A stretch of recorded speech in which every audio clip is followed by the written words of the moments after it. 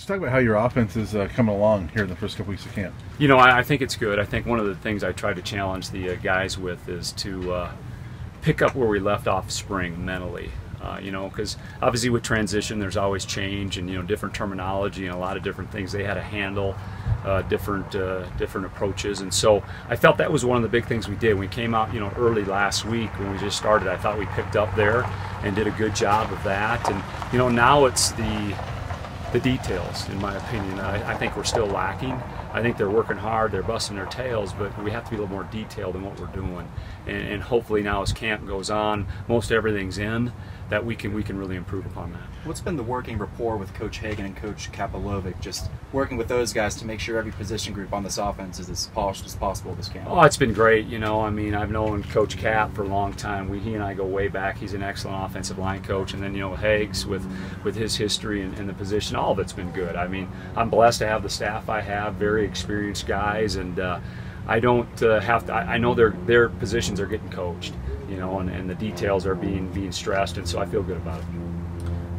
They've mentioned having a running back rotation in there. How do you envision that playing out? Is that kind of ride the hot hand? Do you have a feel for how that rotation might work out? You know, I don't know. I think that's a challenging question. I've been involved in that in the past, and it is hard because, as you know, some guys get hot a little bit after they've been going, and when you're a constant rotation, that's a challenge. So I don't know. I think as we continue to go this week, I think some things will reveal itself, you know, because at that position, it's more the number one thing I'm concerned about is the ball. And we have to show good ball security, and so that's always being evaluated with those guys. And then when they don't have the ball, that's what I want to know what they can do. I think we've got very talented guys. They're showing some really good big play potential, but what do they do when they don't have the ball? And so as we continue to evaluate that, it'll be interesting to see once we get through this week another scrimmage opportunity, how, if it is still more by committee because we're very parallel, so to speak, or if one begins to shine a little bit more. With that receiver group, there's so many talented guys, and we've heard about so many of them shining at times during camp. What's the difference for you in terms of guys that are, there's talent in catching the ball, but in terms of them actually getting on the field? What are you looking for to separate guys there? Well, again, I think it's a little bit when the ball's not coming their way.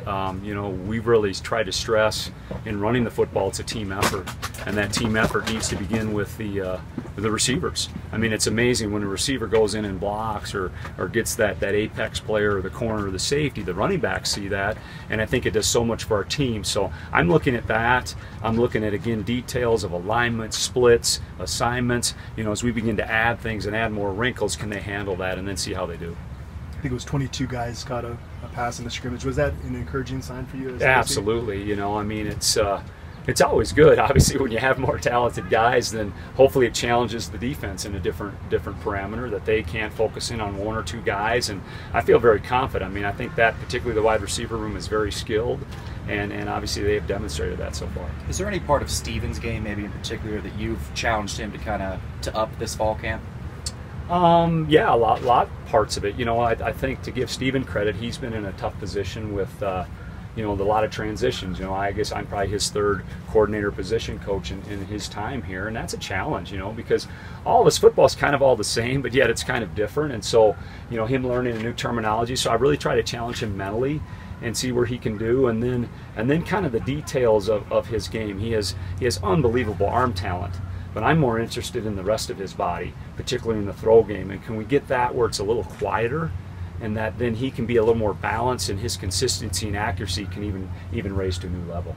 We saw Laviska play like 5 different positions last year. Mel was telling me this summer he wants other guys to do some of those things as well. Yeah. Are you seeing other guys step up to where they can be versatile?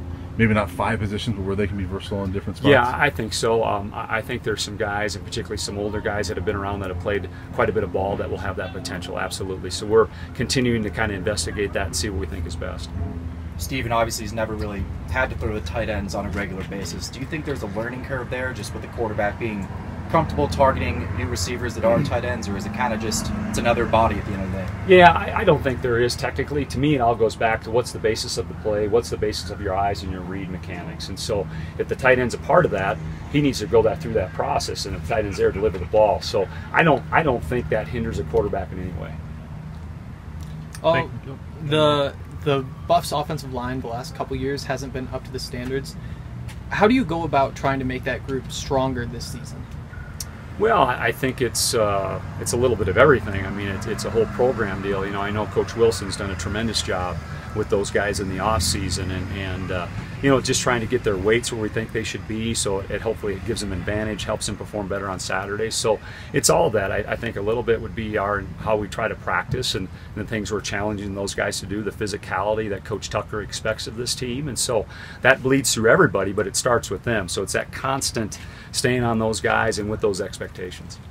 And what have you seen from kind of like Laviska and Katie? Have they like taken on younger guys under their wings? What have you seen from like a leadership perspective? Yeah, I think it's been real positive. I think both of them have. Obviously, a little bit harder for Viska since, you know, he really, with his injury, he's kind of just starting too here in fall camp. You know, heck, he's only had the whatever 7, 8, I don't know how many days we're on. You know, where those other guys had spring. So he's still learning some of the things too, because he wasn't in a situation to be able to do it in the spring. But definitely some of those other guys, you see them helping out the younger guys, getting them lined up, and all that, and showing some good leadership.